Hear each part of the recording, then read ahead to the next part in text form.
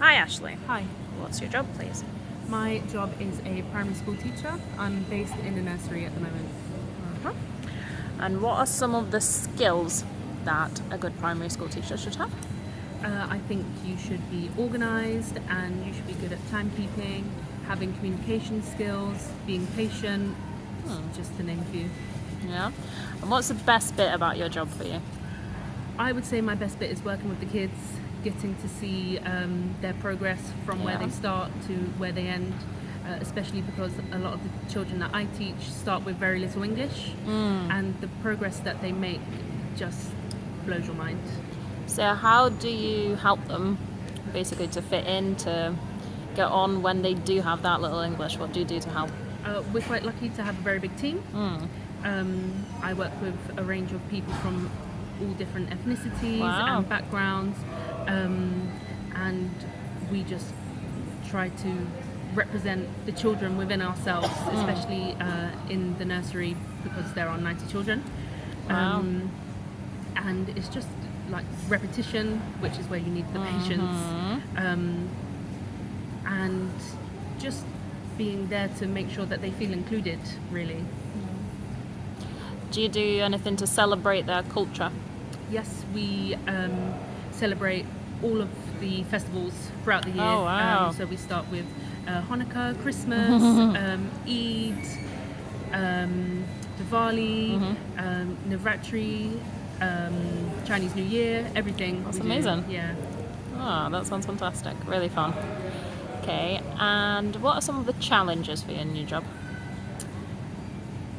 The challenges sometimes could be the language barrier. Yeah.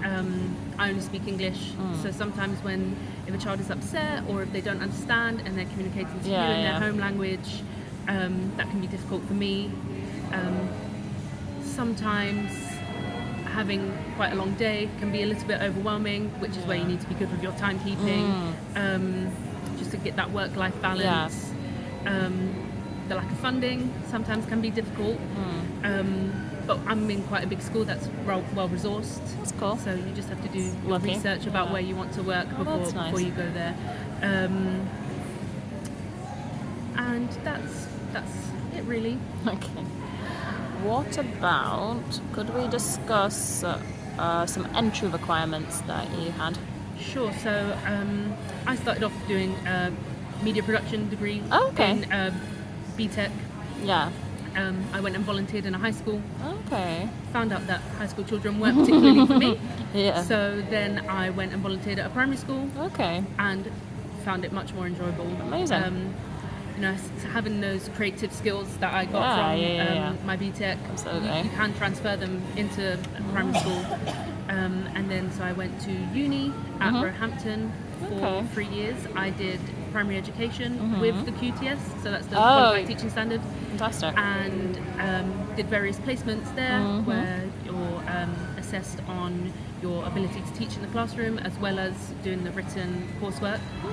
And then that's how I ended up with my job in That's awesome. teaching. What was your favourite placement during your degree? My favourite placement is my current job that I'm at, actually. Okay. It was my first placement that I went to, Yeah. and I kept in touch with the school. Oh, that's so fantastic. And of keeping- towards my the end of my degree, they Yeah. offered me a job because I kept in contact and built those positive relationships and ended up working there. So I've been there. This will be my 5th year now. Oh, fantastic. Yeah, that's a really good tip to keep in touch with any volunteering yes, or placements. build positive relationships. Good. Yeah. Nice. Okay, final question, please. So let's talk about digital inclusivity. Okay. How do you help kids to learn more about technology, to feel included in this world of technology that we live in? We have an ICT lead based in the school, and they plan for across the whole of the year groups. In the early years, we have quite a lot of iPads. Okay. We have our interactive whiteboard, and we use a program which is basic coding, but also like in educational games. Yeah. And then we have these little robots as well, which is basic programming, teaching robots how to go forward, to turn, to go backwards, and it's program sequencing as well. You can put in as many steps as you want and see how the robot ends up. That's interesting. Yeah. And how do you particularly help children who maybe are diverse or who haven't used an iPad at home? we'll just make sure that there's always an adult there to support them. Yeah. And just take it one step at a time, really. Just basics. Start with the basics. Yeah. In general, how do you differentiate in a classroom where some kids really get it straight away and others are maybe struggling? Within early years, we're quite lucky that we can do a lot of group work. Oh, yeah. And I know further up in the school, they will have smaller groups as well. I've heard it referred to as tennis teaching. Okay. So you do a little bit of input, the children go and do it for themselves. Yep. Come back, they go and do it themselves. Well, thank you very much. You're very welcome.